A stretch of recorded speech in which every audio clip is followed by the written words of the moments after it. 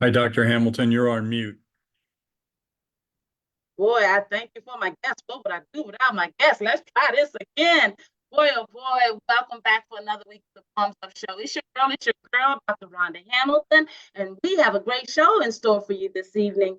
Oh, there's that overseer. Hey, overseer, palms up to you. Palms up. All right, all right. We're going to kick this off. We've got some Yeah. wonderful guests from the Volunteers of America, Chesapeake and Carolinas. And boy, I tell you, by now you've got to be ready to join us March 9th. Our spiritual colloquium, Volunteers of America, Chesapeake and Carolinas are kicking off their spiritual colloquium on gun violence at the Metropolitan Community Church, Washington, D.C. And by now you have to know all about it. Last week I had a wonderful show. The pastors and the senior pastor I should represent has showed up last week for our show. We had a wonderful discussion. By now, you've got to be excited. Have you got those testimonials in? Guys, have you already registered? Remember, we told you we're trying to pack the church. 200 is the what we're targeting. But we know by now we're far beyond that. So don't take any chances. Why don't you RSVP today? You can do so at www.voachesapeake org/colloquium. Yes, yes, yes. And if you're just joining us for the first time or you haven't been paying attention for the last 8 at least weeks, then you'll know that a colloquium will let you in on a little secret. A colloquium is just a wonderful informational forum, conference, an ability to come in and get information. And Volunteers of America on March the 9th at 1 p.m., from 1 till 6 p.m., they're hosting a free event, a gun violence spiritual colloquium, again at the Metropolitan Community Church of Washington, D.C. If you're not familiar with where that is, it's 474 Ridge Street Northwest. And guys, not only is the event free, we're doing a prayer vigil, a prayer walk. We're going to have some exceptional speakers, just like the two that are going to greet you this evening.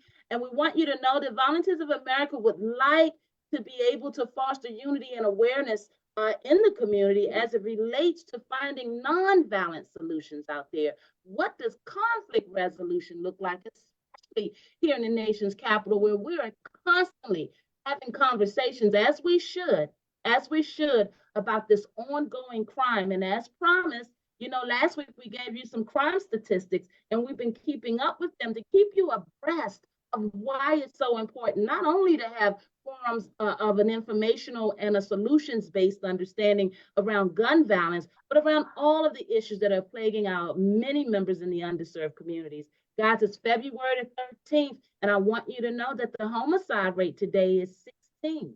And I believe last week that number was 11. Sexual abuse is 26 this week. We were at 23 last week. Are you keeping track? Assault with a deadly weapon, we're at 111. Last week we were at 93. Robberies this week, 305. Last week's number was 250. Burglaries this week, 99. This week, this week it's 99, and last week it was at 81. Now here's the one that has to jump off the page. Last week, vehicle thefts were at 500. Well, this week we're at 622. Guys, if you are looking for a reason to get involved, I would say safe communities, protection of our children and our underserved population is certainly a reason for you all to come to the table, get involved, and a wonderful start would be at the March 9th Gun Violence Spiritual Colloquium. We've got some beautiful guests tonight, as I mentioned, from Volunteers of America, Chesapeake and Carolina. As usual, if you'll do us a favor, our beautiful and loyal listeners and followers, palms up to you. You can grab the link and join the discussion at www.healthydcandme.org. Without any further ado, I want to invite our overseer, Coles, to open us up with a beautiful message this week. She's been hanging out with us. Of course, you know who that is. Palms up to you, overseer, as we prepare to greet our beautiful guests from Volunteers of America, Chesapeake and Carolinas. Do you have a word for us, an opening word, overseer? Opening word is be open-minded. Let's be receptive to what is being taught. Let's listen intensely, and let's continue to develop a relationship to bring great unity into our community today. Wow, wow. And just like that, palms up. It's our overseer, and she has not disappointed. That's will you please join us in giving a hearty, warm-hearted welcome to the CEO. That's right, the CEO of Volunteers of America in Chesapeake, Carolinas, Mr. Russ Snyder. I understand that Russ has been with the organization for quite some time, and he's going to help us to understand a lot of their work. And also, we've got joining him, Miss Claudia Yates. And Claudia, among other things, is a board member for VOACC. And she mentions that she's been a board member for 2 years now. So she's seen quite a bit. And I tell you, over 128 years and counting of doing service to the community. And I learned this evening that VOA started as a church without walls. So that's going to be very interesting as we delve into this conversation. Miss Yates is also a mom of 5. Palms up to our mothers out there. And she's also a beautiful wife and a commercial real estate professional for over 20 years. So there goes the talent on that board. I understand why they're able to get so much done in the community. It takes wonderful caring hearts to come together to do the kind of work that VOACC is doing. Mr. Russ Snyder, thank you so much for making the time to stop by the Palms Up platform. Palms up to you. And I guess I should share with you, palms up is just our way of giving all praise to God, giving all credit to God in these. Amen. Also making sure that when we have something positive to share, say palms up. We throw it up to God. And on top of that, can always roll our sleeves up and put our palms up and do some work in the community. So welcome to the Palms Up Show, and thank you so very much. Thank you, Dr. Hamilton. Oh, you're welcome. I got so many questions for you, so I promise not to throw them all at once. But would you help us understand your work at VOACC? And then we'll grow into the conversation regarding the March 9th colloquium. Thank you.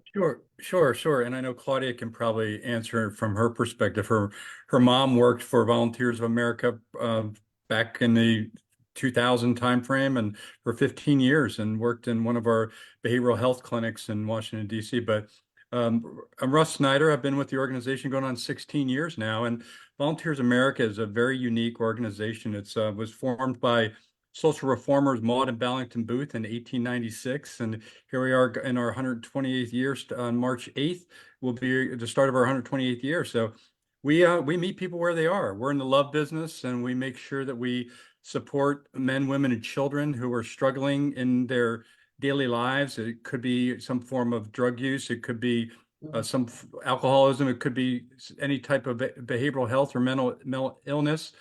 Ex-offenders that are coming back into the community. We've been supporting veterans for a lot of years that are coming back and making sure that we meet them where they are and make sure that we provide the support they need. That might be as in the form of employment. It might be in the form of helping them get jobs. It might be in the form of getting housing, stable housing, getting the help they need with community partners. We do this not in a vacuum. We do this with our wonderful community partners from around Maryland, Virginia, DC, North and South Carolina now. And we serve almost 11,000 every year. Nightly, about 4,000 men, women, and children are in our care. And we are there to help. We are there to help them get back on their feet. And our main purpose is to take their troubles that they're going through and help them find solutions, whether that's housing, healthcare, or human services. So that's a little bit about Volunteers America. It's a national organization. We are one of 29 different affiliates, which are also called chapters and other vernacular. And we're from Puerto Rico all the way to Alaska and are in 500 communities in 46 states. So it's a large organization serving about 1.5 million nationwide. Wow, you said a mouthful. Thank you so very much, and palms up for your wonderful work. 16 years at the helm. I would imagine that you've seen some changes. You've seen some transformations. Palms up to you and your wonderful service. Will you help us understand from your perspective, have you always served in this general Washington, D.C. area?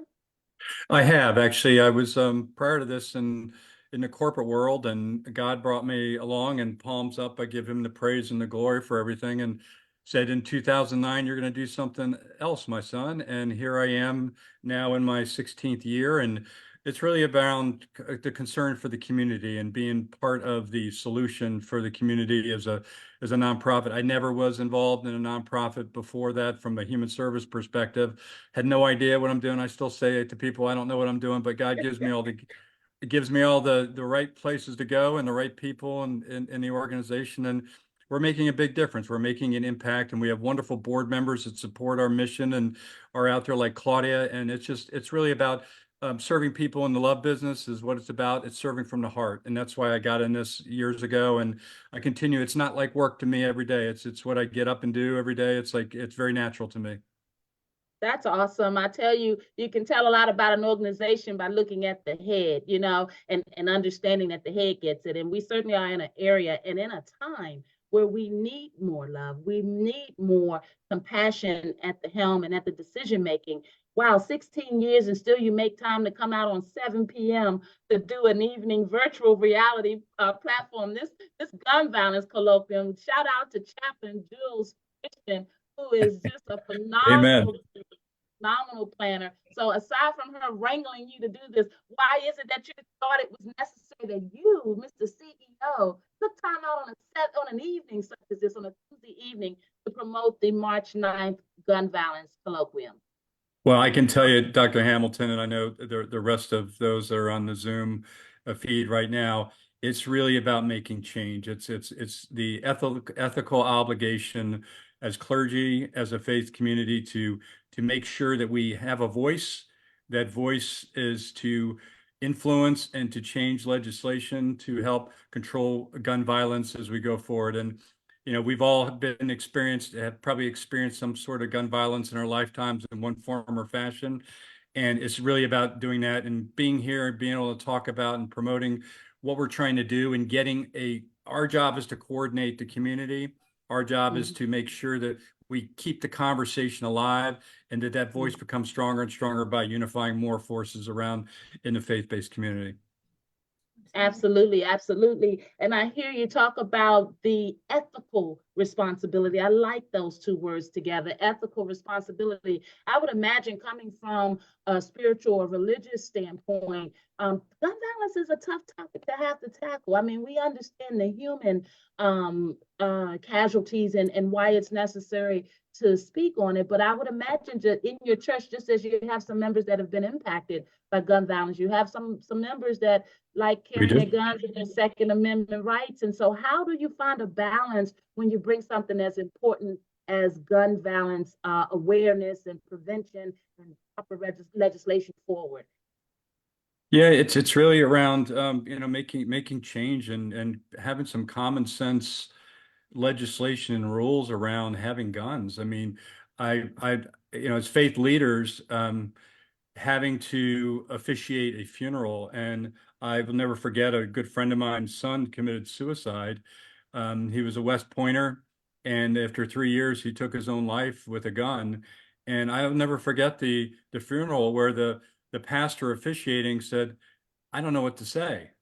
The Bible says not to do this and to take your own life and do it with a gun, but I just don't know what to say here other than we loved him and we loved him. And as a church, we need to show love to the family and support." It's the same experience that we go through with people we don't know or members of our congregation. It's just being there as pastors and making sure that we show them the love for the loss of their loved one, and that's our responsibility. That's our responsibility, is to make sure we show that compassion, and we're there for our congregants and there for the community, particularly when it comes to this tragic and epidemic gun violence is going on right now.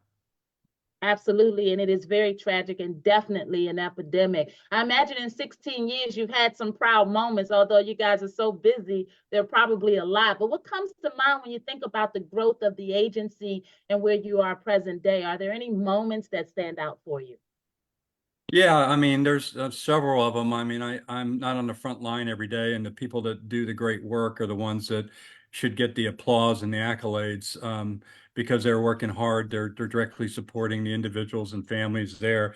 But I have the opportunity every so often to hear the story of someone that's been through one of our programs. It might be a returning citizen who has been in prison for 20 years and comes out of prison into our program in Baltimore, and he's successful in getting a job. He gets his driver's license, gets his documents, and he's out there in the community. And now he's involved in being part of a church, and he's back and doing the things that we helped him reintegrate back into the Baltimore community. That's one example. Another is a veteran who is living homeless in the bottom of a basement, a vacant basement, where their two kids had a mental illness and didn't have the means to afford her own apartment. Well, we were able to get the funds to help afford an apartment for her, and gave her the keys to open it up, and just her tears of joy. This is when I first started in back 15 years ago. And we moved her in and got her in and got her the help she needed. And that's what it's about. It's about coming together, getting the people and the tools all together, working in the community to understand where those tools are, what organizations do what better than others, and just helping people find their way. And it's connecting the dots is the way to describe it. So I've seen that all throughout my career, is how people connect the dots, and they don't put it on the back burner. They do it immediately. They are there to respond to people's needs. And that's, as a faith leaders, with this gun violence issue going on, we just can't wait and put it on the sidelines. We've got to do something about it now. Absolutely, absolutely. And I thank you so much for speaking on our wonderful community members that have to transition, that do find themselves, going through and looking for genuine, authentic help and hearts. As mental health advocates, we are on that ground daily, and you're absolutely right. Your frontline deserves a hearty palms up and a applause for the work that they do. Our agency has worked off-put with Volunteers of America, as we provided case management for citizens that have been also a part of your organization. And I will say that I know firsthand of you all's work being out there in the forefront. So March the 9th, you guys have one of these such citizens, alumni. We had the fortunate ability to interview Mr. Dan Carrera from your Newport News area, or region, I should say. And he was so excited that he's going to have an alumni from the program speaking at the March 9th event. You're familiar with that, I'm sure. I am. Yes, I am. And it's wonderful to have that opportunity to let them tell their story about how we were able Yes. to support them and to get them to where they needed to go. Yes, absolutely. Did you want to talk to us a little bit about your outlook for March the 9th? What your, I would imagine that there are some metrics that have to be met. You're at the top of the chain, so I'm sure there's a certain protocol that's in place. Could you help us understand from the eyes of the CEO, your excitement going into March 9th and just what you'd like to see happen? Yeah, fortunately, we have wonderful folks like you who have helped support it, like Claudia, and Pastor Long. I mean, I can't tell you just how grateful I am for all the support and preparing for that. But Delegate Luke Clippinger is going to be there from the Yes. Maryland General Assembly, and he's a staunch advocate for gun control and reducing gun violence.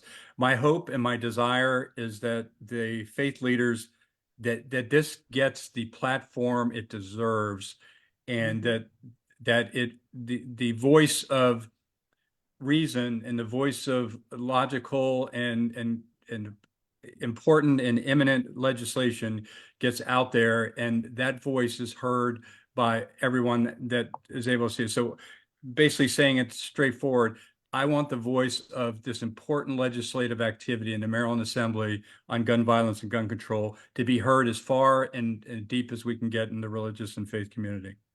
That's my hope. That's awesome. And thank you so much. I know I got an overseer that's going to come off mute in a moment. We've been doing this show. We're proud to be on the air for 3 years, and we've had some wonderful, loyal supporters and some brilliant conversations around this very topic, as you would imagine. And one of the challenges is, how do we get the church to come back into the forefront of what's needed on the ground? And you guys are certainly perfect representations of that. While I invite my overseer to come forward, I'm not sure if she has any questions or any comments on what she's heard, but I certainly would like to give an opportunity to greet you formally. Overseer Dr. Ann Coles is actually my sidekick, and we do this work together. Overseer Coles, did you have any comments for Mr. Snyder before we welcome Ms. Beautiful Claudia Yates? Welcome. No, I'm just excited, and I can't wait till March 9th. Same here. to meet people that speak like I speak, where I see the need in our churches that we need to really have this serious conversation and come up with some creative ideas that we can actually really do, not Yeah. just sit around the round table and talk about, but nothing never gets done. So I applaud you from just moving forward and not giving up on the community. Amen. I love that. Very well said. Mrs. Snyder, thank you so much. I'm gonna give you a break for a minute. We just jumped right You're in welcome. and be prepared, and thank you. I want to bring to the forefront Miss Claudia Yates. As you heard me mention, Miss Yates is on the board for VOACC.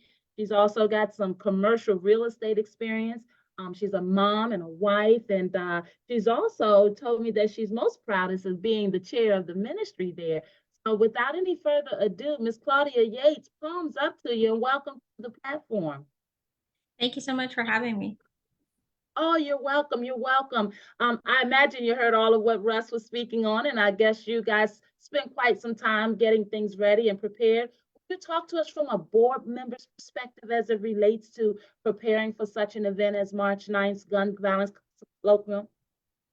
So I would say one of the things that VOACC does incredibly well is the partnership between everyone who works for VOACC, the leadership and the board.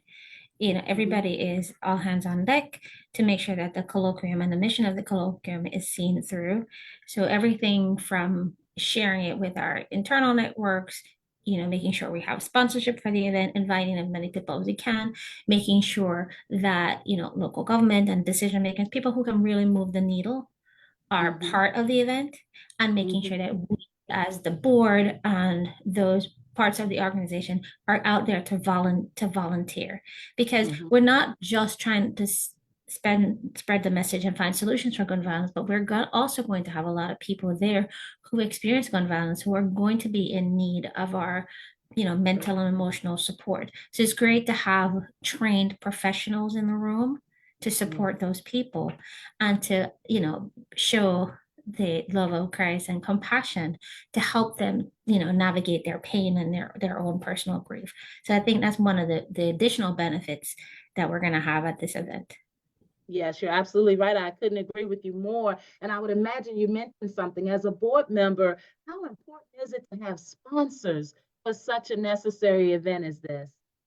It is absolutely critical. But it's part of ministry. I mean, the kingdom doesn't work without finances. You can't spread the message without money behind it. So it's the same way with any kind of organization that is trying to outreach. So, I will remind anyone that if this is something that you're passionate about, definitely reach out to us through Chaplain Jules, and Chaplain Jules will take anything that you can provide to help us to push the mission of the colloquium forward.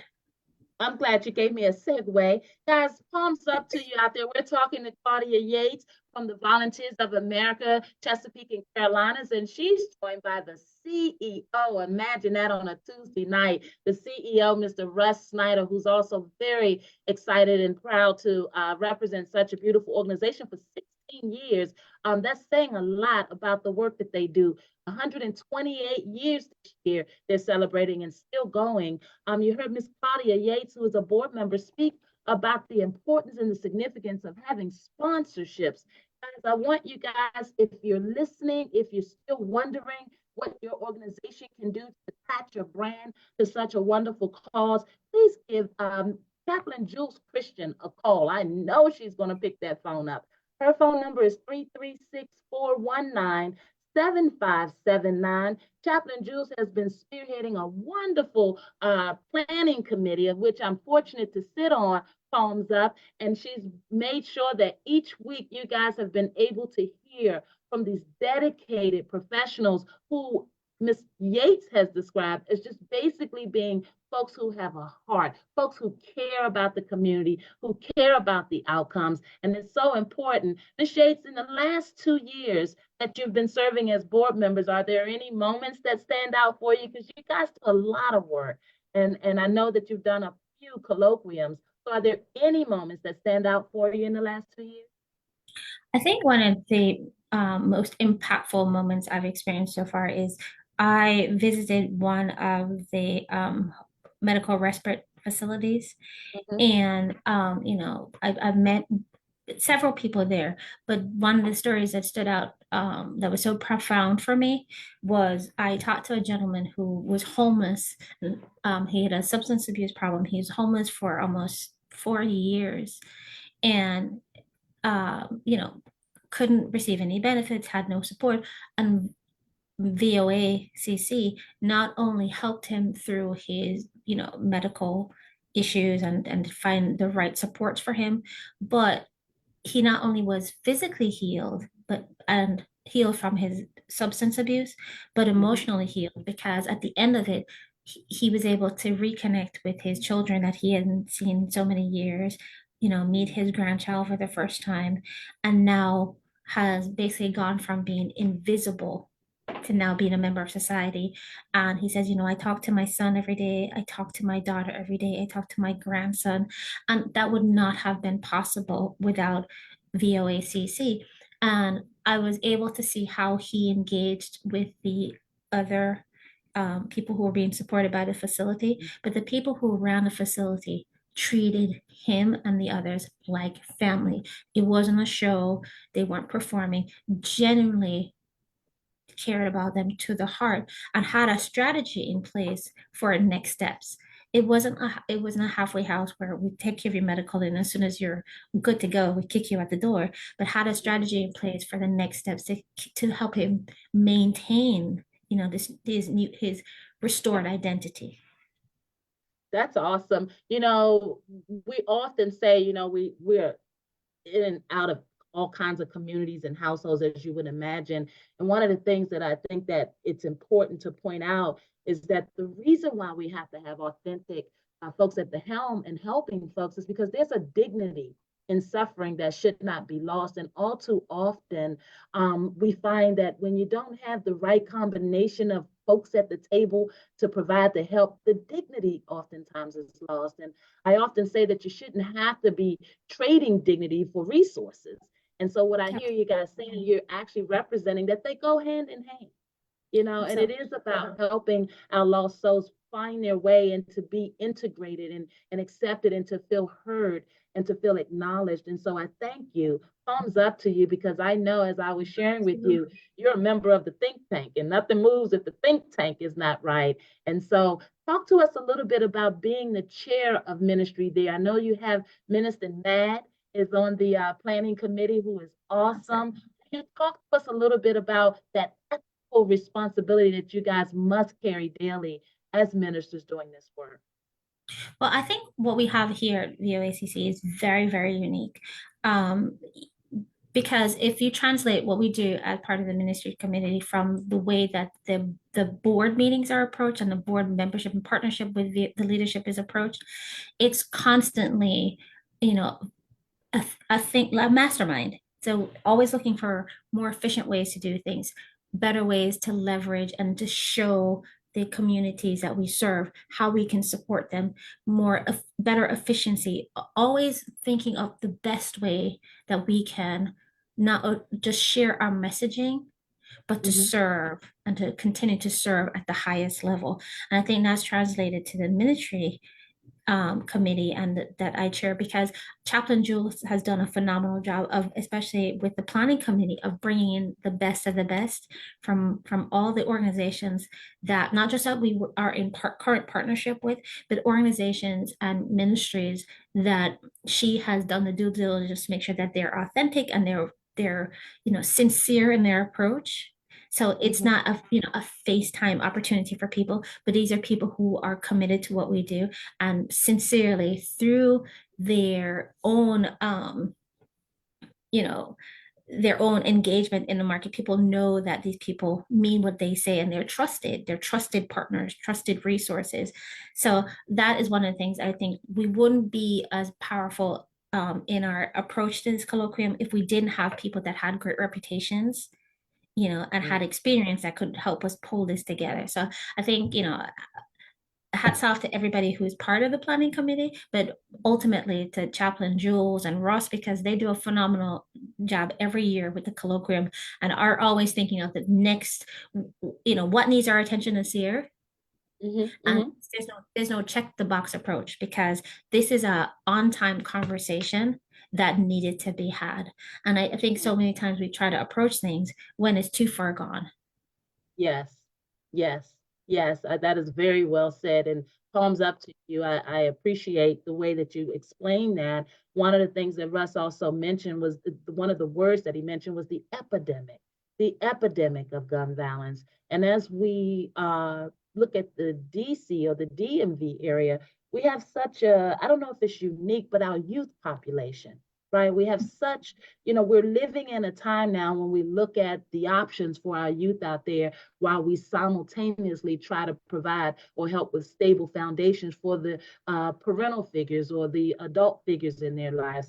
How is it that VOACC navigates your youth? I know that Mr. Carrera and their program down in Newport News has done so well that they've received recently accommodations of some sort, recognition. So as a board member, when you guys are coming together to tackle these issues, our youth, is there anything specific that you guys are trying to focus on as it relates to helping our youth?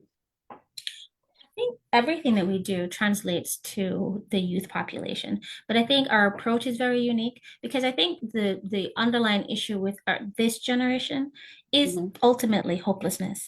They have no vision for their future, and it's hard to kind of live for tomorrow if you don't know that there is anything worth living for tomorrow.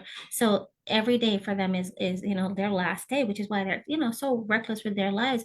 And I think with the way that we love and care for people, as we continue to message to this generation that you are not an accident in this world, you're exactly what the future calls for, if you would only see yourself as valued and unique and divinely and uniquely made, and there's a plan and a purpose for your life, and your steps are ordered, but they don't know that. And I think we are the ones that will have to message that in partnership with our partner organizations and through this colloquium. I think if we get to the point where we do a better job of letting them know that they're seen, and letting them know that we love them and we care for them and we believe in them, because they may never hear that at home. But I think that through our outreach and through our approach and through our networks, we can send them that message.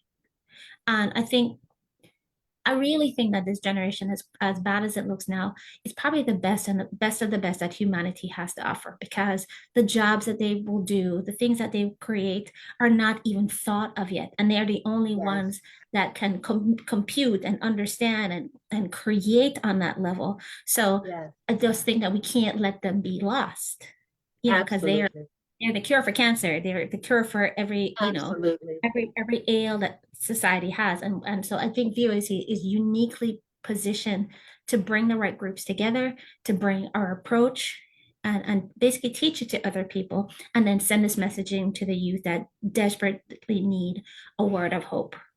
Yeah, Dr. Hamilton, just to add on to what Claudia was just talking about, and thinking about what a vision of Volunteers America would be, whether it's gun violence or whether it's providing mental health supports to the youth.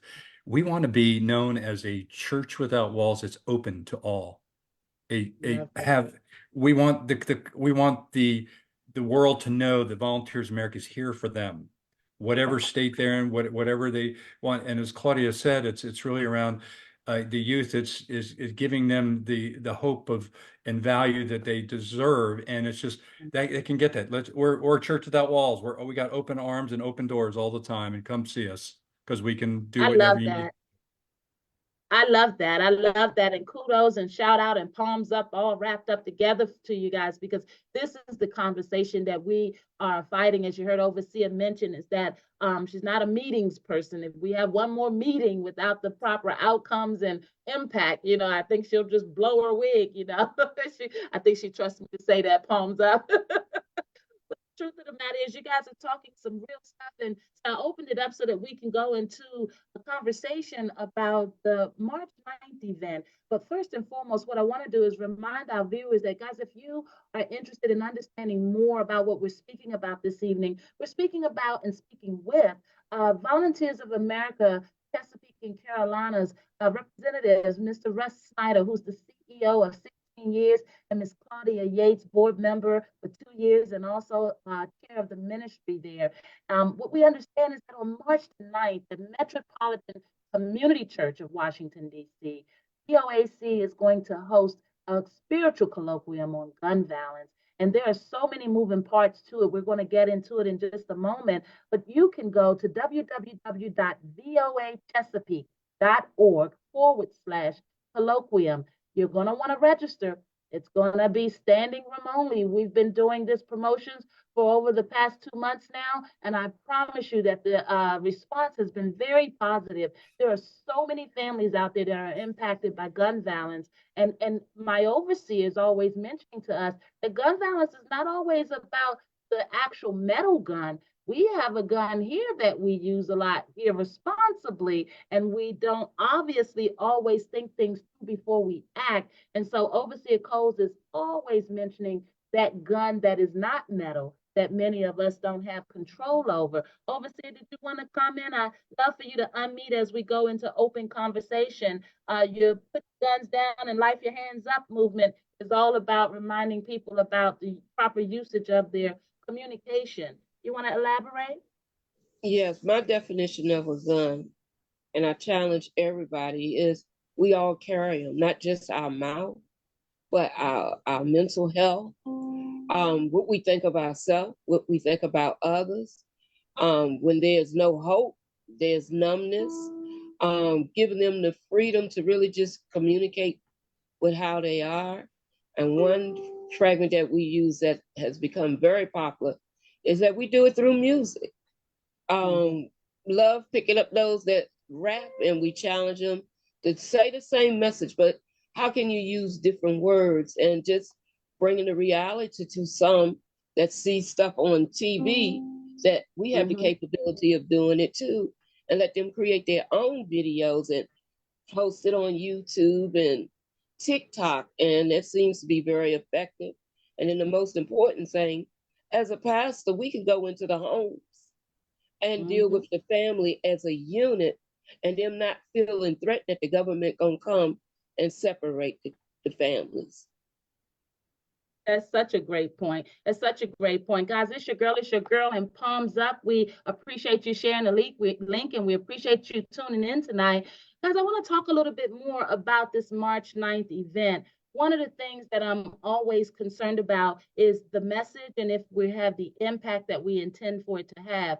A lot of the youth that we host conferences with or workshops with around the subject of suicide, one of the major contributory factors that our youth shares with us that relates to their population in this suicide reality for many is that there's a generational divide. So when I hear you and Russ, Claudia, talk about the importance of your vision for reaching and for it being able to touch all, can you talk to us a little bit about this generational divide? Because you talked about, Claudia, the fact that our youth are actually going to inherit all of this. So the work that we do today is to prepare them for tomorrow. And boy, do they have a myriad of issues to prepare for. But when you hear me say that there's a generational divide that might be helping to contribute to what we're dealing with in terms of our youth and the negative outcomes, could you elaborate, either you or Russ?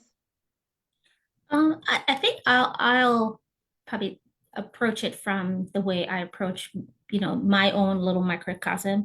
I have 5 children, and they range from 28 to 13.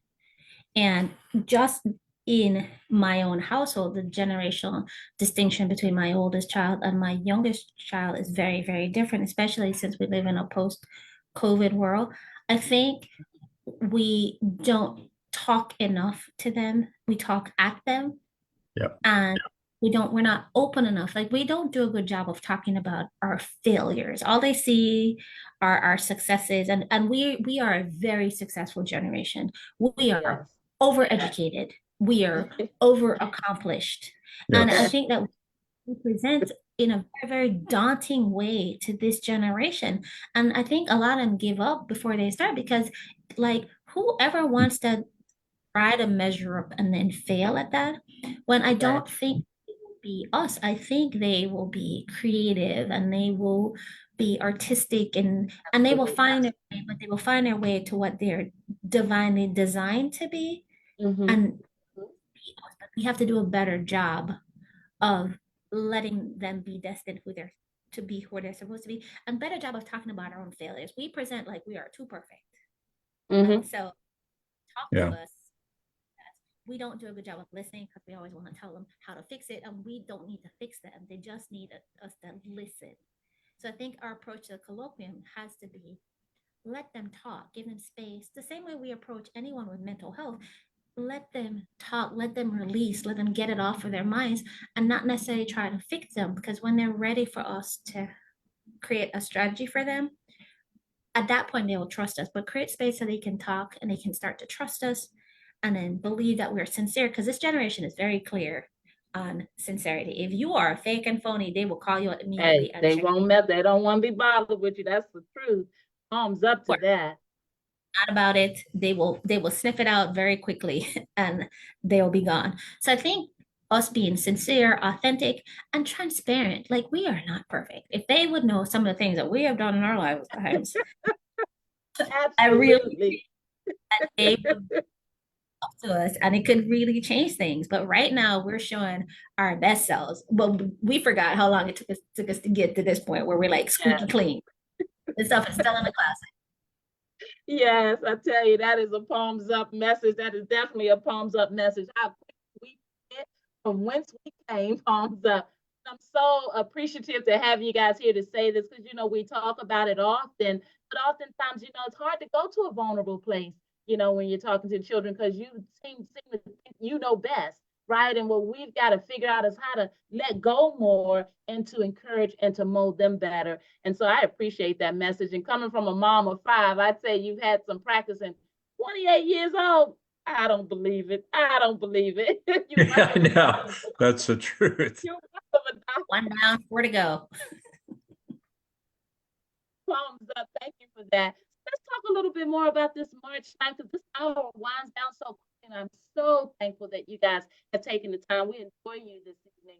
On March 9th, you've got your gun violence colloquium coming, and we're going to do the prayer walk. And those that are not going to walk have the ability to stay put and do the vigil at the church itself. But one of the things that I'm really excited about, among everything, in fact, that you're feeding folks. Wow, that's going to be awesome. You can bring folks out if you're going to feed them and it's free, right? Let's just get that out the way. That's the truth. But we're going to be writing letters to our representatives. Talk to us about why that's so important.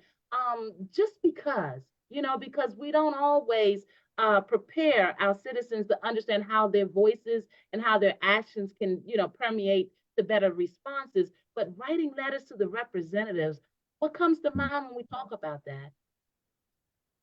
So a lot of my career has been doing that, and where there's a voice, there's influence. And the way I look at Volunteers America in our Church Without Walls is we have so many people that don't have a voice. Mm-hmm. We've got children, we've got men and women who are homeless, we've got folks that are struggling with addictions, we've got people coming back from being incarcerated, and they don't know what to do. And so we have to be a collaborative group of faith leaders and people. And one of the things I wanted to add on to what Claudia said about the youth is that, I have 2 adult children, I've got grandkids now, and I know that's hard for you to understand. I have grandkids. I look so young, but No, no. I'm kidding. But this generation's about me, and they're Yes. not thinking about how they can influence and work together and be an influencer and do something for the world and be compassionate and kind and be just bold that way. So that's part of the message of the colloquium is is to say that, hey, we can give other people hope. We can stop this. We can act on this, and we can do this multi-generationally by working together on it. And that's the whole message that I think we have to continue to chime wherever we are, is that, you know, it's not good enough just doing nothing. We got to do something, and whatever that Absolutely. may be, God will bring it to us. He'll bring it to our hearts, but we need to come together in this colloquium. It's a platform. It's a place to generate idea. It's an ideation station. It's a Mhm. place where people can formulate what they want to do about it. But the whole message Absolutely. is that don't sit and do not leave this place without thinking about what you want to do. Changing That is legislation is one of that. Making sure you have a conversation with somebody that's in favor of gun control is another part of that. You know, not in favor of gun control. You've got you can influence it, and that's the message I try and give young people that I talk to, is that you can be anybody you want to be, and you can have influence on anything you want. You just have to do something about it. Have the courage to do it. I love that, and thank you for that message. Palms up, and I'll say it again. You can tell a lot about the work of the organization and the worth of the organization based on looking at the head. And I thank you for that. That is so true. They can be anything they want to be, right? That we just have to keep them motivated to keep their eye on the prize, so to speak. Well, this colloquium is also doing something exceptional, among other things. You guys are opening up the door to all faiths. You didn't just decide that it had to be a specific understanding. You opened this door up, and Metropolitan Community Church representative showed up last week's show, and they solidified that message, and they were very welcoming and warm. How important was it for you all in planning this to make certain that it was an all faith understanding or an all people understanding? Why do you want to start with that one? Yes, I think because that is the VOA approach. Like I said, is to bring in the partners and everyone who cares, even if our faith is not the same, our hearts and our passions are the same. We really have a heart for other people. And I think because we've been successful in our approach with VOA to how we serve people through that same approach, that it's a natural process for the colloquium, because, you know, our partners who don't share our faith will be able to message to a completely different audience, then will be open to hearing us. So I think, you know, I think that was genius, but it goes back to the VOA way of doing things. We have to walk like the people and talk like the people we serve. Diverse, inclusive, all sorts of individuals, kids, you name it, all ages. We're diverse, and we're a very inclusive organization. And to do this as just Volunteers America, to do this as a Christian denomination only, it's not the service we should be, or the projection we should. It's an interfaith effort. It's an interfaith. All voices are important to the solutions. Sorry about that. Thank you for that response. I normally turn these down. I think that is perfectly said. It is important that you look like the people that you serve, that you actually open up and make certain that the work you do is a direct reflection of what your population is. And you're absolutely right. Diversity is so important. And I know there's some very happy folks out there to hear this message. As I mentioned, you guys have been at it 128 plus years, but you guys are speaking as though you guys started yesterday, because you're fresh, you're modern, you're with it, you're aware, you know, you're woke. You got the CEO out here on a Tuesday night at 7 p.m. For a More Than Thoughts and Prayers gun violence colloquium. I thought that was just so well said and so appropriate. We've got to have more than just our thoughts and our prayers, although we know prayer works, but we also understand that faith without works is something that we have to be responsible to as well. As the hour winds down, is there any message specifically that you'd like to leave with our audience as it relates to your excitement or your invitation for the March 9th event? The one thing I would say is show up. I think too many people marginalize a gun violence event by saying, oh, I don't know anyone who's in that space, or this couldn't happen to me because I'm from this demographic, or I'm from this kind of neighborhood. But I think if we stop for a second, we realize this is not socioeconomic issue. You know, this Mhm. crosses over mental health, this crosses every family group, every economic class, every Mhm. race, every gender. And I think we have to show up, because even if we haven't faced it yet and we're just watching it on the news, to avoid having to see it show up in our own homes, show up in our own lives, in our own communities, want to be the solution now. Absolutely. Absolutely. I love that call to action and palms up. Why not be Fantastic. a part of the solution now? Russ? You know, it's I was looking at the program. Sharif Boyd's going to be here from Newport News Youth Build, who's a graduate, and Yes. he's the real deal. He was in on the wrong side of it, and he came Mhm. through our program, and he's got hope. He has a future, and that's what we have to do. And as Claudia said, you showing up and then formulating in your own mind what you need to do about it. You can't be a bystander here anymore. That's We've right. got to do something together. And that together is God's going to put it on our hearts, whatever that's going to be. But that's why you come to these things. Take a chance, come to it, and you'll be amazed at what God's going to do with the works that we have on March 9th at the colloquium. Thank you both so much. Hey guys, it's your girl, it's your girl. And just like that, we're winding down, but we wouldn't dare leave you without hearing from our overseer and a final word. But before we even get there, I want to give you guys an opportunity to understand that there is plenty of time to register. Now, I'm hoping that they don't get over capacity, but we want you registered. We want you motivated. We want you there on March the 9th. And as you heard, as Claudia Yates mentioned, we just got to show up, guys. We just got to show up and let go and let God. Palms up. Guys, I want you to understand that we are living in an epidemic of gun violence and we can all do something to be a part of the solution.